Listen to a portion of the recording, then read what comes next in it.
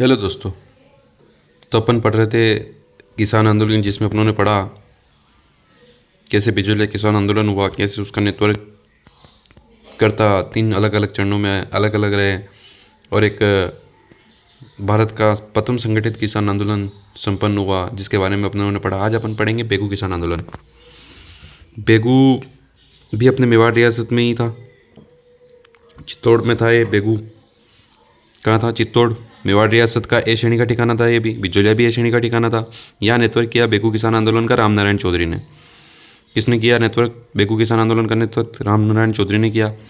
1921 में रामनारायण चौधरी के कहने पर किसान एकत्रित हुए भेरूगुंड नामक स्थान पर। कहाँ एकत्रित हुए थे? बेगू के किसान आंदोलन के सारे किसान भेरूगुंड में, मैनाल में एकत्रित हुए। वहाँ लाग बाग नहीं देंगे, इस बारे में सबकी सहमति बनी कि भाई अपन इस लाग बाग से परेशान है और लाग बाग नहीं देंगे। तो सबने विरोध किया तो वहाँ का ठिकानेदार था बेगू का अनूप सिंह। उस समय कौन था? अनूप सिंह। इसने क्या किया? किसानों की बात को मान ली और किसानों से समझौता कर लिया कि भाई ठीक है, मैं लाग बाग कम करता हूँ, और आपस में समझौता हो गया। ये बात जब मेवाड़ के महाराणा को पता चली तो उन्होंने इस किसानों से किए हुए समझौते को रद्द कर उसको बोल्शेविक समझौता बोला कि क्या बताया अनूप सिंह क्या कर रहा है। तो बोल्शेविक समझौता बोलकर इसको रद्द कर दिया और इसकी जांच के लिए ट्रेंच आयोग का गठन किया और अनूप सिंह को यहाँ से ठेकेदार हटाकर अमृतलाल को नियुक्त किया गया। किसको किया गया? तो ये किसानों का पहला प्रयास तो विफल रहा। लेकिन ये क्वेश्चन आता है, बोल्शेविक समझौता किससे संबंधित है? तो बेगू किसान आंदोलन से संबंधित है। वहाँ के ठिकानेदार अनूप सिंह ने किसानों से समझौता कर लिया था, जिसको रद्द कर दिया मेवाड़ के महाराणा ने, और इसको क्या बोला? बोल्शेविक समझौता। और ट्रेंच आयोग किसकी जांच के लिए था? इसी बोल किसानों से समझौते किए अनूप सिंह ने जो किसानों से समझौता किया, इसकी जांच के लिए कौन सा आयोग हुआ था? ट्रेंच आयोग। तो ये दोनों क्वेश्चन पूछे जाते हैं कि बोल्शेविक समझौता किससे संबंधित है और ट्रेंच आयोग किस किसान आंदोलन से संबंधित है। तो दोनों किससे संबंधित है? अपने बेगू किसान आंदोलन से। फिर 13 जुलाई 1923, एक घटना महत्वपूर्ण है यहाँ की। 13 जुलाई 1923 की, यहाँ पे सारे किसान गोविंदपुरा गांव में विरोध प्रदर्शन के लिए एकत्रित हुए। भाई अब विरोध प्रदर्शन करेंगे, इतना बड़ा इनका ये हो गया। तो किसान एकत्रित हुए तो विरोध प्रदर्शन किया, लाग बाग से परेशान थे ही थे। तो यहाँ पर गोलीबारी हुई 13 जुलाई 1923 को। गोविंदपुरा हत्याकांड हुआ, यहाँ गोलीबारी हुई। रूपाजी और कृपाजी शहीद हुए। रूपाजी और कृपाजी कहाँ शहीद हुए थे? ये क्वेश्चन भी आया हुआ है। रूपाजी और कृपाजी तो यहाँ हुए थे। और नानजी और ठाकरे पटेल बिजलिया किसान आंदोलन के। रूपाजी कृपाजी किससे संबंधित है? बेगू किसान आंदोलन से संबंधित है। फिर 1925 में इनकी बातें मान ली गई और 34 प्रकार की लाग बाग को समाप्त कर दिया गया। तो इस प्रकार यह बेगू किसान आंदोलन समाप्त हुआ, जो कि अपन ने पढ़ा अभी। फिर अगला है बूंदी या बरड आंदोलन। यहाँ साधु सीताराम दास आए और डाबी किसान पंचायत की स्थापना की और हल्ला बड़क को यहाँ का सरपंच नियुक्त किया गया।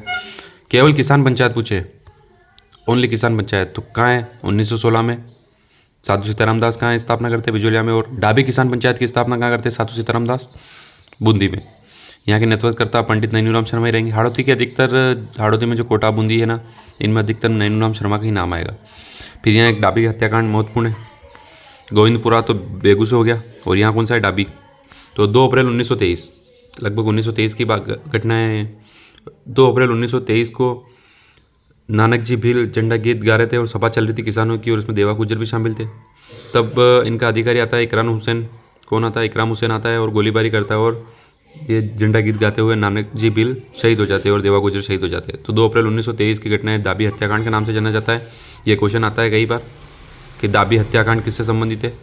तो ये बूंदी किसान आंदोलन से संबंधित है। और इकराम हुसैन ने गोली चलाई थी, नानक जी भील शहीद हुए थे। इनके नाम अपन को याद रखने भी। नानजी और ठाकरे पटेल कहाँ से थे? बिजोलिया से।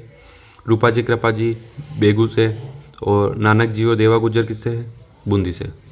फिर 1923 में नैनूराम शर्मा को गिरफ्तार कर लिया गया, और यहाँ किसानों को एक्टिव करने के लिए माणिकलाल वर्मा द्वारा एक गीत लिखा गया था, अर्जी। पंछेड़ा कहाँ लिखा गया था? बिजोलिया में। और अर्जी कहाँ लिखा गया था? बूंदी में। किसके द्वारा? माणिकलाल वर्मा, आदमी वही है। तो ये क्वेश्चन भी आते हैं, अर्जी और पंछेड़ा का किसने लिखा? तो माणिकलाल वर्मा ने लिखा। अब आते हैं अपन अलवर किसान आंदोलन में। अलवर के लोग, अलवर में उधर जंगली सूरों का आतंक था। किसका था? तो वहाँ के किसान जंगली सूरों से परेशान थे, और लगान दरें तो थी। लगान दरें तो सब जगह कॉमन, लगान दरें तो थी उस समय। 1921 में लोगों ने जंगली सूरों से परेशान होकर जंगली सूरों के खिलाफ आंदोलन शुरू किया, और 1923-24 में लगान दरें भी बढ़ा दी गई। तो ये दोनों कारण हुए अलवर किसान आंदोलन के होने के। फिर अखिल भारतीय क्षत्रिय महासभा का अधिवेशन हुआ 1925 में। तब एक पुकार नाम से एक पत्रिका छपी और उसमें इसका विरोध किया गया। तो पुकार पत्रिका किससे संबंधित है? अलवर किसान आंदोलन से संबंधित है। फिर यहाँ एक नीमूचाणा हत्याकांड आता है। ये क्वेश्चन बहुत बार आया हुआ है, बहुत बार। तो नीमूचाणा हत्याकांड 14 मई 1925 की बात है। छज्जू सिंह द्वारा गोलीबारी की गई। किसानों का सम्मेलन चल रहा था, उसमें सब एकत्रित थे किसान नीमूचाणा गांव में। वहाँ पर नीमूचाणा में छज्जू सिंह आया और उसने गोलीबारी की। 156 लोग मारे गए और 600 लोग घायल हो गए।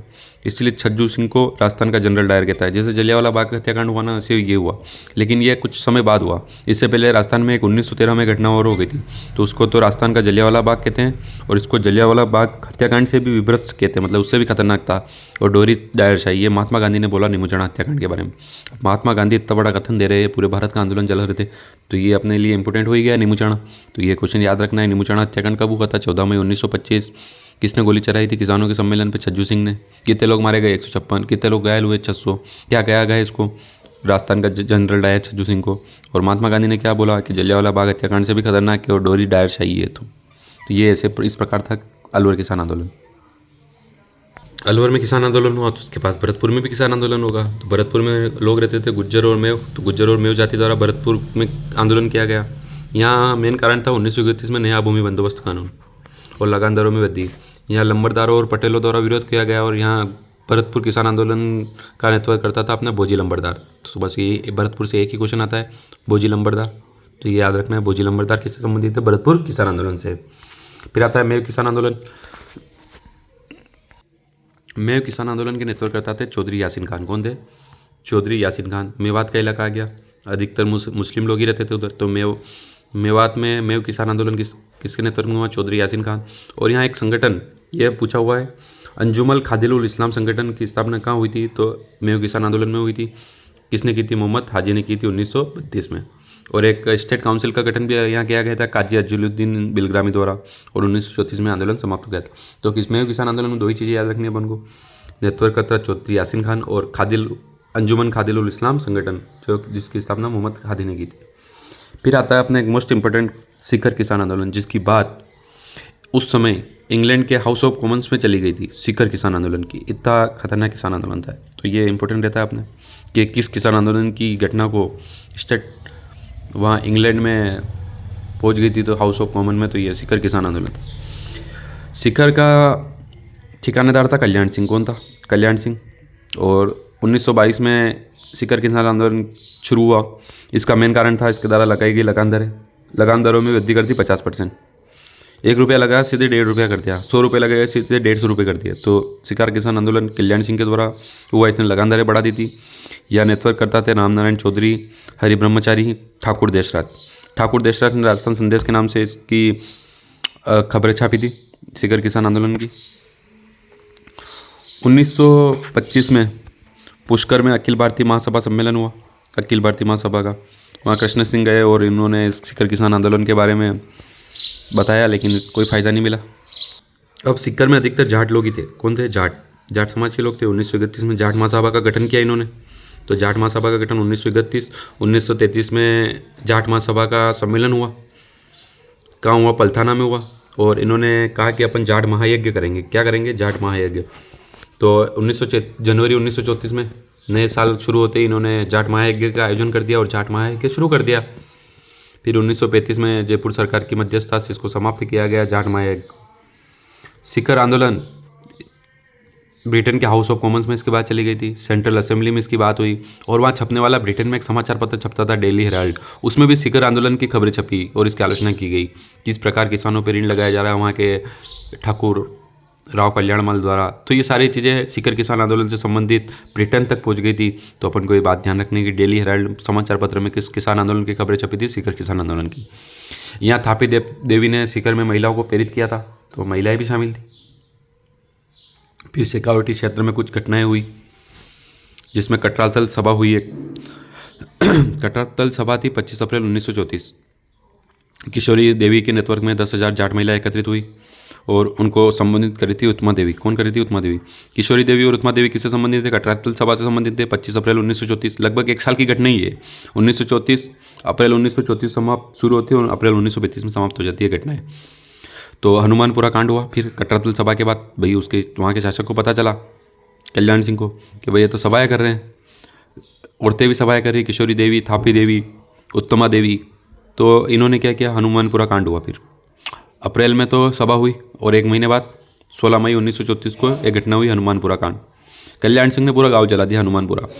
कटरातल सभा जहाँ हुई थी ना हनुमानपुरा में, उस पूरे गांव को कल्याण सिंह ने जला दिया। एक महीने बाद 25 अप्रैल को सभा हुई, 16 मई को पूरा गांव जला दिया। फिर हुआ जयसिंहपुरा कांड। अगले ही महीने इसका एक ठाकुर था हरनाथ सिंह, जयसिंहपुरा में हर लिया इसने, तो नरसंहार कर दिया, वहाँ बहुत सारे लोगों को मार दिया। लेकिन जयपुर रियासत ने इसको सज़ा दी हरनाथ सिंह को। तो ये प्रथम मामला था जिसमें दोषियों को सज़ा मिली। तो इस महिलाओं ने जो सभा की थी कटरातल में, उससे इतने परेशान हुए कि वहाँ के कल्याण सिंह ने हनुमानपुरा कांड कर दिया, वहाँ के हरनाथ सिंह ने जयसिंहपुरा कांड कर दिया। तो ये महत्वपूर्ण घटनाएं थी, वहाँ के लोगों को मारा, पूरे गाँव जला दिए। तो ये सब 3 महीने की घटना ही है। कटरातल सभा कब हुई? 25 अप्रैल। हनुमानपुरा कांड 16 मई। जयसिंहपुरा कांड 21 जून। अप्रैल में कटरातल सभा हुई, मई में हनुमानपुरा कांड हुआ और जून में जयसिंहपुरा कांड हुआ। फिर आता है खुंडी गांव की घटना, जो कि मार्च 1935 में हुई। एक जाट दूल्हे की शादी हो रही थी, उसको घोड़ी पे बिठा के ले जाया जा रहा था, लेकिन उसको घोड़ी से उतार दिया गया और उसके साथ बोल दिया गया पैदल पैदल निकलो। तब रत्ना देवी ने इसको विरोध किया तो रत्ना देवी को मार दिया गया। और इसकी घटना कर्मवीर समाचार पत्र में छपी थी, खुंडी गाँव की घटना। फिर ऐसी घटना कुंदन गाँव में भी हुई, एक ही महीने बाद अप्रैल में। कैप्टन वेब ने जबरन कर वसूली की। जब लोगों के पास पैसे नहीं है तो लोग देंगे कैसे, लेकिन उनसे जबरन वसूली की गई, जिसका विरोध चेतराम टिकुराम ने किया तो ये शहीद हो गए, इनको मार दिया उसने। इसकी घटना भी हाउस ऑफ कॉमन्स में उठी। जिस प्रकार सीकर किसान आंदोलन की खबरें छपी थी, उसी प्रकार कुंदन घटना भी हाउस ऑफ कॉमन्स में चली गई थी, ब्रिटेन। इस प्रकार ये शेखावटी क्षेत्र के महत्वपूर्ण किसान आंदोलन थे। फिर आते हैं अपने मारवाड़ क्षेत्र के आंदोलन। मारवाड़ क्षेत्र में 2 घटनाएं, चंद्रावल कांड और डाबड़ा कांड। डाबी हत्याकांड तो कहाँ से संबंधित है? बूंदी से। और डाबड़ा कांड कहाँ से संबंधित है? मारवाड़ से। मारवाड़ मतलब जोधपुर। चंदावल घटना हुई 28 मार्च 1942 को। मई 1938 में मारवाड़ लोक परिषद का गठन हुआ। उत्तरदायी शासन की मांग थी इनकी, और उत्तरदायी शासन स्थापित हो गया तो काम ही खत्म हो गया। तो चंदावल कांड 1942। फिर इसके 5 साल बाद 1947 में डाबड़ा कांड होता है, 18 मार्च 1947। चंदावल कांड 28 मार्च 1942 और ये डाबड़ा कांड 18 मार्च 1947। इसमें मारवाड़ लोक परिषद की सभा हुई। पन्नाराम मोतीलाल ने विरोध किया, तब वहाँ के शासक ने 12 लोगों को मार दिया। इस प्रकार डाबड़ा कांड हुआ। फिर बीकानेर किसान आंदोलन हुआ। ये मारवाड़ के हो गए। शेखावटी के अपनों ने पढ़ लिया। अब कौन से? बीकानेर। जनवरी 1934 जाट महायज्ञ का आयोजन कहाँ हुआ था? सीकर में हुआ था। वहाँ शामिल होने, अब सीकर पास ही पड़ रहा उधर बीकानेर की साइड, पहले तो रियासतें हुआ करती थी, पास ही पड़ रहा था। यहाँ के लोग वहाँ भी गए थे बीकानेर में, तो जाट महायज्ञ में शामिल हुए थे बीकानेर इलाके के किसान। फिर उससे प्रेरित होकर 1937 में जीवन चौधरी ने उदासर गांव में विरोध किया। हनुमान सिंह ने दुधवारा आंदोलन किया। तो दुधवा खारा आंदोलन किससे संबंधित है? बीकानेर किसान आंदोलन से संबंधित है। ये बात अपन को ध्यान रखनी है। 1946 में बीकानेर प्रजा परिषद का गठन हुआ। इस बीकानेर प्रजा परिषद के नेतृत्व में रायसी नगर में जुलूस का आयोजन किया जाता, गंगानगर, तब गंगानगर तक फैला हुआ था बीकानेर। तो रायसी नगर में गोलीबारी हुई, वहाँ बीरबल नाम का एक आदमी शहीद हुआ। इसी बीरबल नाम के शहीद आदमी की जांच करने के लिए हीरालाल शास्त्री, गोकुल भाई भट्ट और रघुवर दयाल के नेतृत्व में एक कमेटी का गठन कर यहाँ भेजी गई।